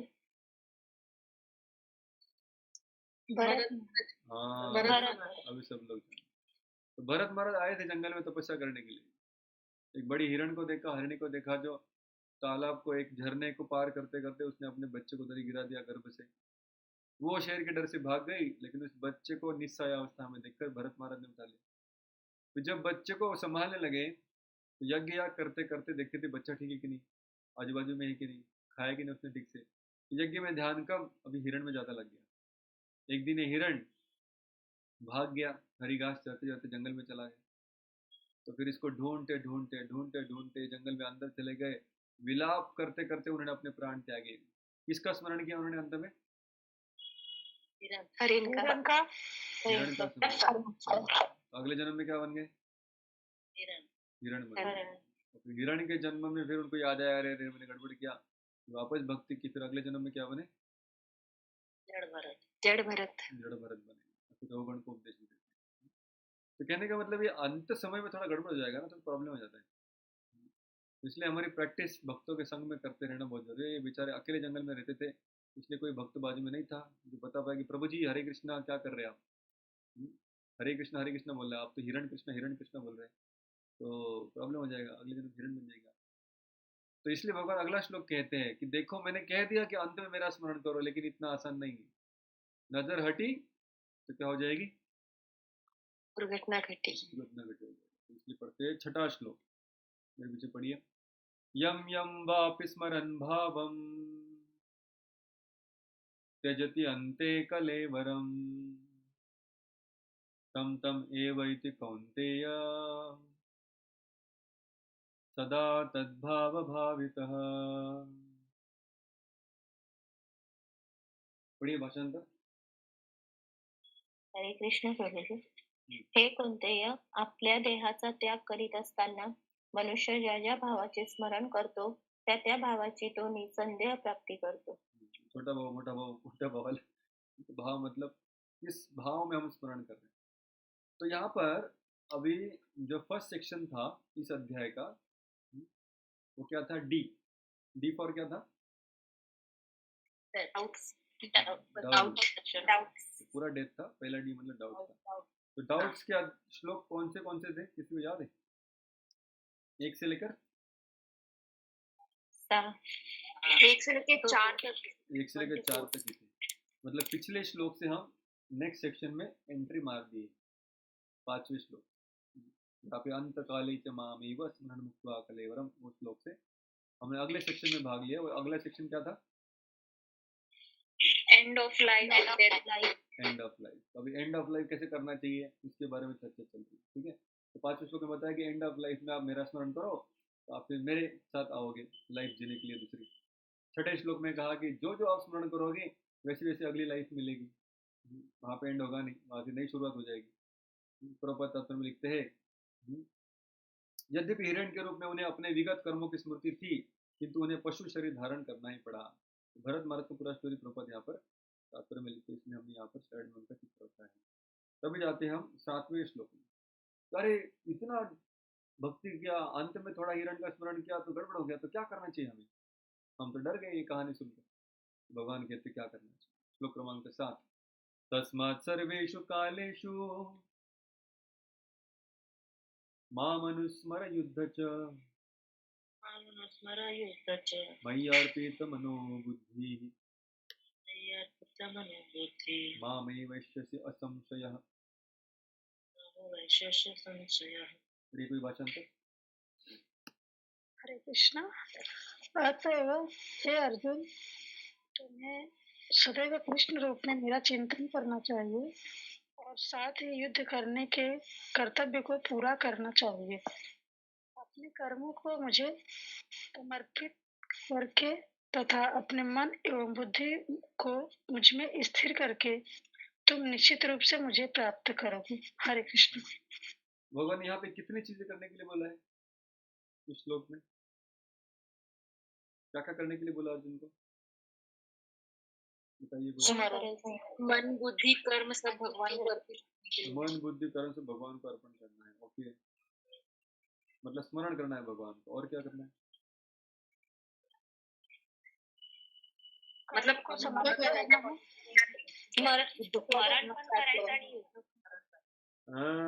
भगवान का स्मरण भी करना है और साथ साथ युद्ध भी करना है. स्वधर्म से पालन, कर्तव्य भी करने अपने. अपने कर्तव्य का पालन करना है, अपना सुधर्म का पालन करना है, युद्ध करते रहना है. तो बोले अगर प्रभु जी युद्ध करते करते स्मरण होता है क्या? आप में से कोई है जिसने कभी युद्ध किया है? युद्ध भूमि पे जाके बाण चलाया है, बॉम्ब फेंका है, बारूद डाला है, या बंदूक से किसी को गोली मारा है? कोई है क्या तरह से? बोलिए हरि बोल. कोई भी नहीं. ओके, ठीक है. आप में से कोई है जिसने किसी के ऊपर क्रोध किया है, उसके ऊपर अपशब्द फेंके हो, गुस्से से उसको कुछ बोला हो? ऐसा कोई है इधर? बोलिए हरि बोल. हरि बोल. हरि बोल. हरि बोल. मतलब प्रभु जी धनुष्य बाण से तो नहीं, लेकिन आपने हमारे मुख से बहुत बाण चलाया है कि नहीं? तो बाण चलाते वक्त या किसी दूसरे को पीड़ा देते वक्त भगवान का स्मरण होता है क्या? नहीं प्रभु जी. किसी को भी नहीं होता है. यहाँ पर भगवान कह रहे अर्जुन को, अर्जुन के लिए बड़ा मुश्किल काम है. क्या करो? तस्मात् सर्वेषु कालेषु, हर परिस्थिति में, हर क्षण, हर सेकंड क्या करना है? माम अनुस्मर, मेरा स्मरण करो. और क्या करो? युद्ध भी करो. अभी अनुस्मर, स्मरण तो हम जानते हैं, लेकिन अनुस्मर क्या है? संस्कृत में ये जो अनु शब्द है 2 प्रकार के लिए इस्तेमाल किया जाता है. अनु मतलब निरंतर, निरंतर स्मरण. सततम के लिए भी अनु शब्द का सातत्य से जब किया जाता है कोई कार्य, उसको भी या फिर जब हम दूसरे व्यक्ति के चरण चिन्हों पे चलते हैं, तो क्या कहते हैं हम? अनुगमन, अनुसरण करना, अनुगमन करना। तो अनुस्मरण मतलब पूर्व आचार्यों को देखो, उन्होंने कैसे किया है, उस तरीके से तुम स्मरण भी करते रहो और साथ साथ अपने कर्तव्य भी संभालो। अब इसके लिए थोड़ा गाइडेंस की आवश्यकता है। जैसे अर्जुन के लिए गाइडेंस की आवश्यकता पड़ी, ऐसे नहीं कि उसने गीता सुन ली और फिर उसका जीवन चलता रहा, नहीं। हमेशा भक्तों के जीवन में या योगी के जीवन में ये दो द्वंद्व रहते ही कि मेरा आध्यात्मिक जीवन और मेरा भौतिक कर्तव्य, ये दोनों हमेशा झगड़ा करते रहते एक दूसरे के साथ। थोड़ा स्मरण बढ़ाने का प्रयास करे, थोड़ी माला बढ़ा दे तो घर वाले चिल्लाने लगते हैं, अरे यार तो पढ़ाई में ध्यान नहीं दे रहा है, आप आजकल कंपनी में ध्यान नहीं दे रहे, बॉस का फोन हमें आ रहा था। या फिर आप बच्चों की तरफ ध्यान नहीं देते, तो पत्नी को पति कहेंगे तुम खाने पीने में ध्यान नहीं देती, तुम तो भजन में ज़्यादा लग गई। तो ये हमेशा ये दोनों चीज़ें एक दूसरे के विपरीत रहती है, लेकिन भगवान यहाँ पे करे दोनों करने पड़ेंगे। अपने कर्तव्य का पालन करना ही पड़ेगा, अनुस्मरण युद्ध च, और स्मरण भी करना पड़ेगा। तो ये बड़ा, ये इंस्ट्रक्शन इतना आसान नहीं पालन करना, लेकिन भगवान कह रहे ऐसे ही करना पड़ेगा। क्यों? क्योंकि अभी तक आपका भगवान के ऊपर पूरा ध्यान लगा नहीं है, इसलिए आप अपने कर्तव्य को छोड़ नहीं सकते, इसलिए युद्ध करना पड़ेगा। और दूसरा, अंत में आपको स्मरण ही करना है, अंत में युद्ध नहीं करना है, इसलिए स्मरण भी करते रहो ताकि कम से कम अंत तक आप परफेक्ट बन जाओगे और भगवान का स्मरण करते हो। तो हमारी जो अभी की परिस्थिति है, इसमें हमें दोनों चीज़ें करते रहना आवश्यक है। युद्ध भी करना है, युद्ध मतलब घर में युद्ध नहीं करना है, युद्ध मतलब हमारे कर्तव्य का पालन करना है। सबके अपने अपने कर्तव्य हैं। माता का कर्तव्य होगा बच्चे के टिफिन बनाना, उसका सेहत का ख्याल रखना, उसकी स्कूल की बैग भरना, या उसका होमवर्क करने में उसको मदद करना, जो भी आप समझे, और उनकी परवरिश करना। जो पिता है उसके कर्तव्य होंगे घर परिवार कैसे चलेगा, उसके लिए धन संपत्ति जमा करे, सेविंग करे, सबका ख्याल रखे, फ्यूचर के बारे में सोचे। बच्चों का कर्तव्य होगा कि उनको पढ़ाई करना है, ब्रह्मचारी का कर्तव्य होगा कि मंदिर की सेवाएं करे, गृहस्थ का कर्तव्य होगा परिवार की सेवा करे, बाकी जो आश्रम है ब्रह्मचारी वानप्रस्थ संन्यास उनको मेंटेन करें। तो ये सारे व्यक्ति का अपने अपने कर्तव्य है, लेकिन ये सारे कर्तव्य जो करते लगते हैं तो धीरे धीरे धीरे स्मरण कम हो सकता है। इसलिए भगवान दोनों चीजें चलती रहनी चाहिए, स्मरण भी चलना चाहिए, युद्ध भी करना। ये बड़ा मुश्किल है। जैसे मैं जो आश्रम में नया आया तो मैं कम से कम 5-6 बार लेक्चर में एक ही प्रश्न बार बार पूछा। तो प्रश्न क्या था कि प्रभु जी यहाँ पर तो हम भगवान को याद करने के लिए आए हैं, लेकिन हम जो जिस सेवा में हमको लगाते हैं उस सेवा में तो भगवान याद ही नहीं आती। तो हमारी साधना, हमारा शास्त्र अध्ययन और ये सेवा, ये दोनों थोड़े विपरीत लगते हैं। तो शास्त्र पढ़ते हैं, नाम जप करते हैं, भगवान याद आते हैं, लेकिन जब सेवा में चले जाते हैं, कुछ भारी भक्कम सेवा लग जाती है तो उसमें फिर भगवान तो याद नहीं आते, सेवा के बारे में चिंतन करते रहते। तो कैसे होगा? तो दोनों को हम साथ में कैसे लाएंगे? तो जब जब मैंने प्रश्न पूछा, वरिष्ठ भक्तों ने एक ही उत्तर दिया, सबने अलग अलग लोगों को पूछा, मैं सबने एक ही उत्तर दिया, अरे ये दो है ही नहीं, ये दोनों एक ही है। मैं समझता ही नहीं था, ये दो नहीं, ये दो एक ही है। जब आप भगवान का स्मरण भी कर रहे हो वो भगवान की संतुष्टि के लिए कर रहे हो, जब आप सेवा कर रहे हो भी भगवान की संतुष्टि के लिए कर रहे हो, तो फिर दो अलग अलग कुछ नहीं है, इसमें स्मरण तो अपने आप होना चाहिए। कहने का मतलब है मेरे लिए कभी समझ में नहीं आ रहा था ये क्या है। क्यों नहीं समझ में आ रहा था? क्योंकि मैं जब कार्य करता था, जब कुछ सेवाएं करता था, वो सेवा में अपने खुद के आनंद के लिए करता था। कैसे सेवा करके मेरा नाम बढ़ेगा उसके बारे में चिंतन करता था, या कैसे सेवा करने से बाकी लोगों से श्रेष्ठ कहलाऊंगा इसके बारे में चिंतन करता। तो जो ऐसे विचारों से हम अपने कर्तव्यों का पालन करते हैं, मतलब भौतिक चेतना, तो फिर इसमें भगवान का स्मरण करना बड़ा बड़ा बड़ा मुश्किल है, नामुमकिन है। हमें लगेगा हमारा आध्यात्मिक जीवन एक है, भौतिक जीवन एक है, और फिर दोनों में हमेशा संघर्ष चलता रहेगा। तो खासकर जो ऐसा संघर्ष चलता है तो क्या होता है, व्यक्ति कहता है अरे प्रभु जी आपको देखो, मंदिर के ब्रह्मचारियों को देखो, क्या उनका जीवन है, निरंतर भगवान का स्मरण, सेवा भी है तो मंदिर में ही है ना। हमारा देखो, हमको जॉब जाना पड़ता है, बोईर सर एमआईडीसी में काम करना पड़ता है, या और भी कंपनी में जाना पड़ता है, कॉलेज में जाना पड़ता है, पढ़ाना पड़ता है, जो भी अपनी सेवा है। बल्कि कैसे ही हम करें work life balance, spiritual life और मटेरियल लाइफ कैसे बैलेंस करें। यहाँ पर जितना मैं समझा, अगर हम अपने कर्तव्यों को भी कृष्ण के प्रति अपनी सेवा है ये पहले समझ ले, ये भी भगवान की सेवा है, और वो इंटेंशन, वो ध्येय अगर उसमें डाले कि इससे मुझे भगवान की सेवा अच्छी करने को मौका मिलेगा। जो भी मैं काम करता हूँ उससे धन आएगा। धन से मैं क्या करता हूँ वो मैं इंपॉर्टेंट है। क्या मैं धन से अपनी इंद्र तृप्ति करता हूँ तो फिर मेरी ये दिन भर जो 8 घंटा काम करता हूँ वो भी सारा क्या हो गया, भौतिक चेतन में। वो फिर उसे भगवान का स्मरण नहीं हुआ, तो फिर युद्ध हो गया, स्मरण गायब हो गया। लेकिन अगर हम समझ जाए और अपने आप के मन को समझाएं ये कौन सी चेतना में करना है, तो चेतना बहुत महत्वपूर्ण है। अर्जुन गीता के पहले युद्ध करने के लिए आया था, गीता सुनने के बाद युद्ध ही किया। लेकिन ये दोनों युद्धों में फर्क है। पहले जो युद्ध करने के लिए आया था वो खुद के संतुष्टि के लिए था, लेकिन गीता के बाद जो युद्ध वो करने वाला है वो भगवान के संतुष्टि के लिए।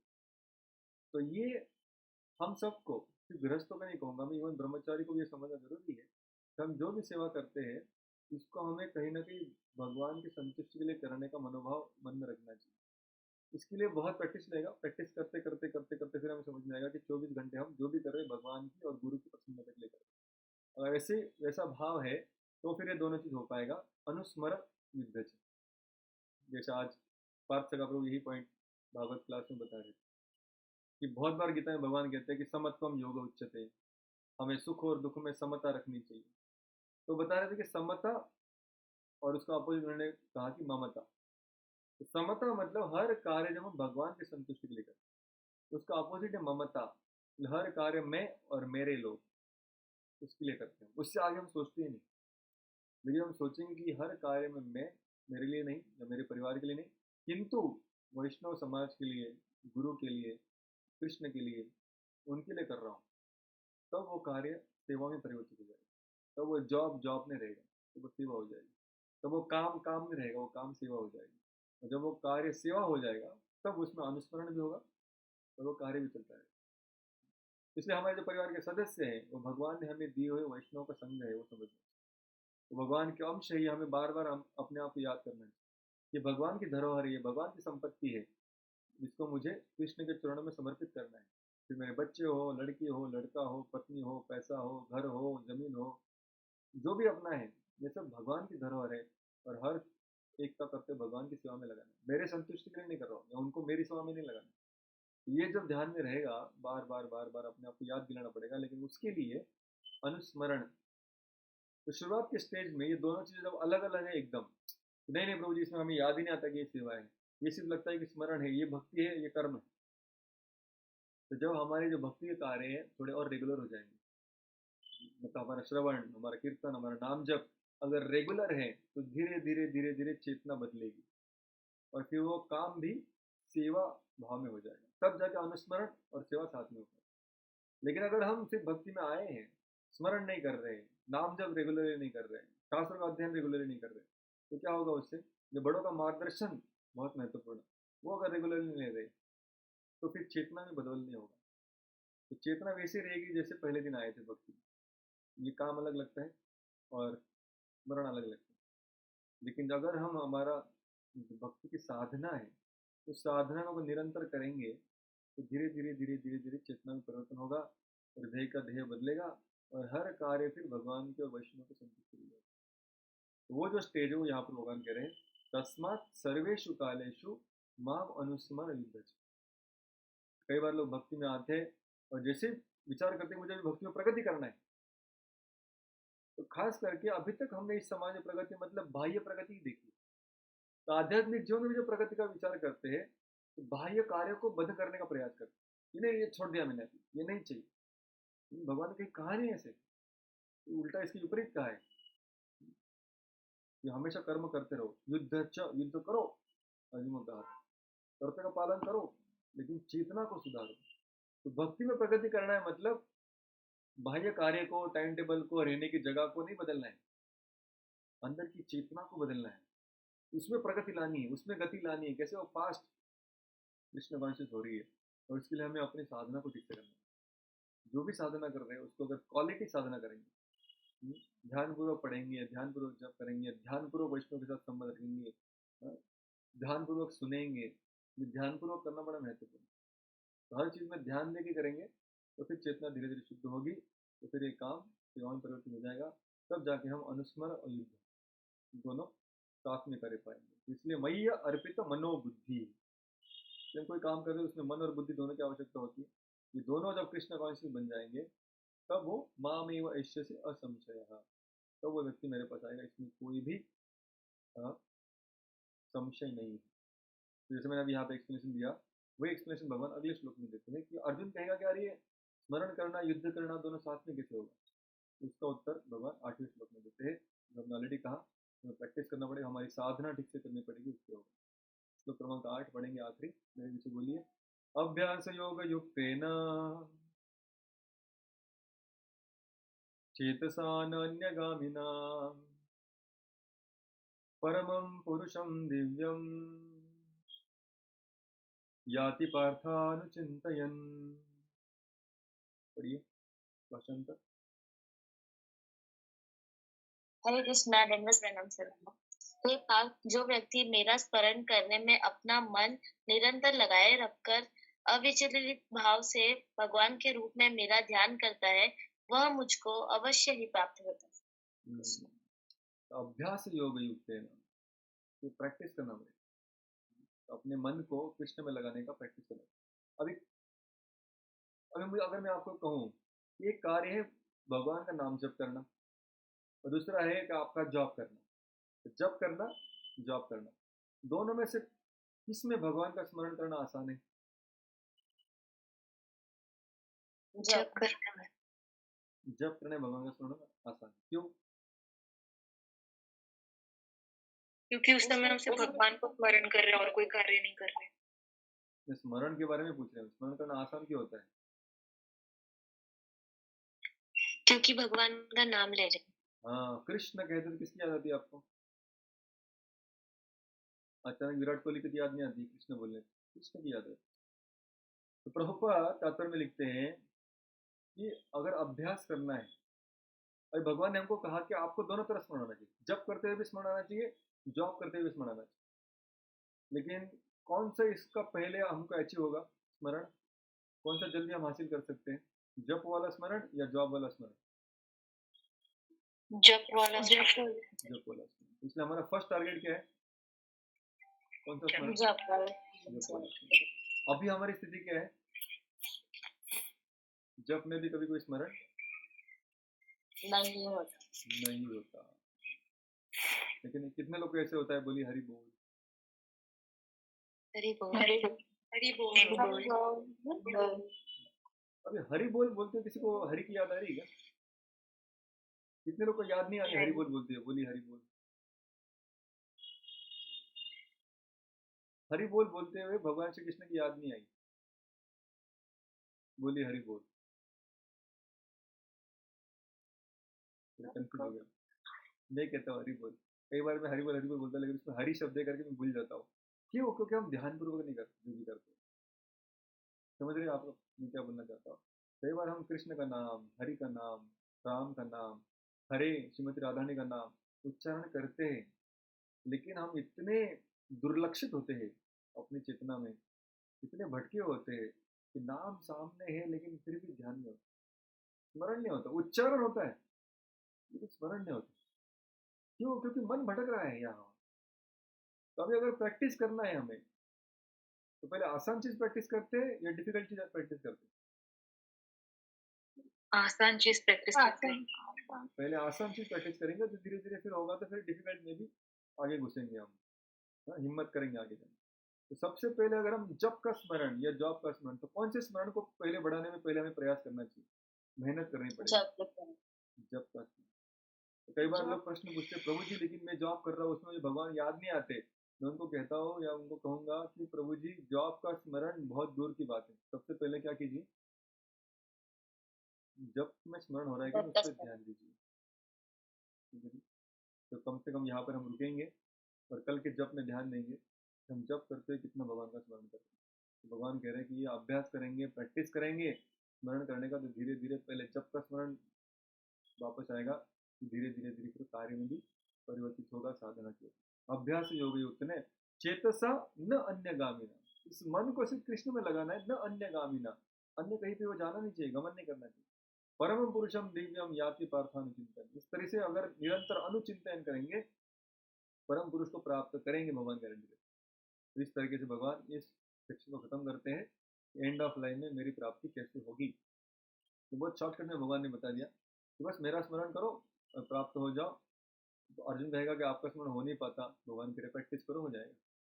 भगवान कोई शॉर्टकट रास्ता नहीं बता दे, भगवान मेरा प्रैक्टिस करो, हो जाएगा। लेकिन कैसे प्रैक्टिस करूँ, कौन सा प्रैक्टिस करूँ, तो फिर उसके लिए भगवान दो रास्ते देंगे, योग मिश्र भक्ति का और भक्ति का। तो हम कल के सत्र में देखेंगे। प्रभुपाद भी इस तात्पर्य में हरे कृष्ण महामंत्र के जप के ऊपर ही जोर देते हैं। वो कहते हैं कि हमें चाहिए कि भक्त हरे कृष्ण का जप करके अपनी पूजा के लक्ष्य परमेश्वर का, उनकी किसी भी रूप नारायण, कृष्ण, राम आदि का निरंतर चिंतन कर सकता है। ऐसा करने से वह शुद्ध हो जाता है और निरंतर जप करते रहने से जीवन के अंत में वो भगवत धाम को प्राप्त कर सकता है।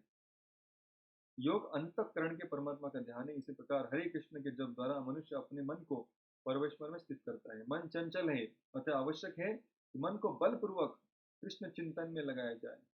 प्रायः इस एक प्रकार के कीट का दृष्टांत दिया जाता है जो तितली बन जाता है और वह इसी जीवन में तितली बन जाता है। इसी प्रकार यदि हम निरंतर कृष्ण का चिंतन करते हैं तो यह निश्चित है कि हम जीवन के अंत में कृष्ण जैसा शरीर प्राप्त कर सकते हैं।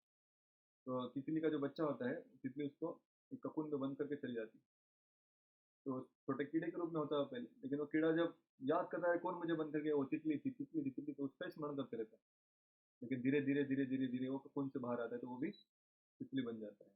तो निरंतर स्मरण करने से जो हम स्मरण करते हैं वही हम बन जाते हैं।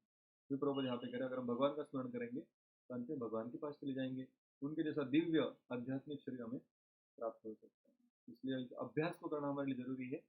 और अभ्यास पहले हम स्मरण, जो हमारा आध्यात्मिक क्रिया है उसमें भगवान का स्मरण हो रहा है कि नहीं, उस पर ध्यान देंगे। और धीरे धीरे धीरे धीरे फिर हमारा जो युद्ध है, हमारा जो स्वधर्म है, हमारा जो कर्तव्य है, उसमें भी अपने आप ही आप देखोगे जिस दिन आपका जप अच्छे से हुआ है, जप में आपने कृष्ण को याद किया है, तो अपने आप आपके जॉब में भी भगवान याद आएंगे। लेकिन अगर जप करते हुए याद नहीं आए तो फिर जॉब करते हुए तो आना बड़ा बड़ा मुश्किल या नामुमकिन। बहुत बहुत धन्यवाद। आज हम यहाँ पर रुकते हैं। हरे कृष्णा। श्री प्रभुपाद की जय। अनंत कोटि वैष्णव वृंद की जय। किसी कुछ प्रश्न है तो ले सकते हैं, नहीं तो यहाँ पर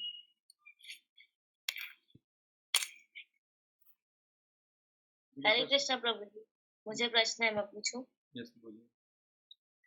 वो आपने बोला था ना कि अगर कोई भी कार्य है, जैसे कि कोई व्यक्ति बहुत मेहनत कर रहा है, जॉब जा रहा है, बट उसका लास्ट उद्देश्य है कि इधर जाना है, वृंदावन जाना है, तो फिर वो तो कृष्ण कॉन्शियस ही हुआ। बट हर दिन वो जॉब पे जा रहा है, तब अगर वो कृष्ण कॉन्शियस मूड से नहीं गया तो? हाँ, तो इसलिए हमने कहा कि पहले हम जो हमारा कृष्ण कॉन्शियस का डायरेक्ट सर्विस है, जैसे जप है, सिटी वर्शिप है, या धाम में जा रहे हैं, उस समय हम कितने कृष्ण कॉन्शियस रहते हैं उसके ऊपर निर्भर है कि हम आगे बढ़ें। उस दिन हमने जो चर्चा की थी, जो आप याद दिला रहे हैं मुझे अभी, कर्मणि अकर्मण्य पश्चेत अकर्मणि च कर्मण्य, उस श्लोक में हमने चर्चा की थी। उसमें मैंने चर्चा इसलिए की थी कि कई बार हम जब इन भक्तों को देखते हैं कि ये जॉब जा रहे हैं, पैसा कमा रहे हैं, हमें लगता है कि ये कर्मी है, हमें ये नहीं पता होता कि ये क्यों काम कर रहा है। जो उसको पूछेंगे, अगर वो कहेगा कि नहीं प्रभु जी, मुझे पूरे परिवार को यात्रा लेके जाना है तो 20,000 रुपये लगने वाले हैं एक्स्ट्रा इस बार, इसलिए मैं थोड़ा ज़्यादा मेहनत कर रहा हूँ इस बार, तो हमें समझ में आएगा अरे अरे अरे सॉरी सॉरी, ये कर्म नहीं, ये तो भक्त है या अकर्म कर रहा है। तो इस बारे में मैंने उदाहरण दिया था। उसका मेन उद्देश्य ये था कि दूर से हम किसी को जज नहीं कर सकते कि कौन भक्त है कौन कर्मी है, तो ये दूसरे के लिए हो गया। लेकिन आज का जो श्लोक था ये हमारे लिए है, इसमें हम हमेशा अपने चित्त के ऊपर अपनी आँख रखें, मैं जो कर रहा हूँ क्यों कर रहा हूँ। लेकिन अभी फिलहाल हमारे जो कंडीशन स्टेट है उसमें शायद हम हर कार्य करते समय भगवान का स्मरण नहीं करते हो, अंत में भी शायद भगवान का स्मरण नहीं होगा। मतलब ये पैसा क्यों कमा रहा हो, कोई कहेगा कोई अच्छा जीवन जीने के लिए कर रहा हूँ बस। ये हमारा आज का स्थिति है। अभी हम आज ऐसा भी नहीं कि हम सब कार्य कृष्ण को अर्पित करने के लिए कर रहे हैं, तो कोई बात नहीं। लेकिन पहले हमें, जब हम भगवान की डायरेक्ट सेवा कर रहे हैं, नाम जप कर, उसमें अगर हम ध्यान देंगे पहले, तो शुरुआत वहाँ से होगी, तो धीरे धीरे धीरे धीरे वो चेतना सब तरफ फैल जाएगी। ये मुख्य आज का विषय। ओके, थैंक यू प्रभु जी। हरे कृष्ण, धन्यवाद, प्रणाम। और किसी कुछ प्रश्न है? ओके, तो हमने आज अध्याय के 2 सेक्शन देखे थे, बचे हुए 3 सेक्शन हम प्रयास करेंगे कल के सत्र में पूरे करने का। बहुत बहुत धन्यवाद। हरे कृष्णा। श्री प्रभुपाद। हरे कृष्णा प्रभु जी। ओके, पूछिए। प्रभु जी मेरा एक क्वेश्चन था कि अभी मम्मी ने थोड़े टाइम पहले मुझे बोला कि कल शनिवार है तो अपने नेल्स कट कर ले।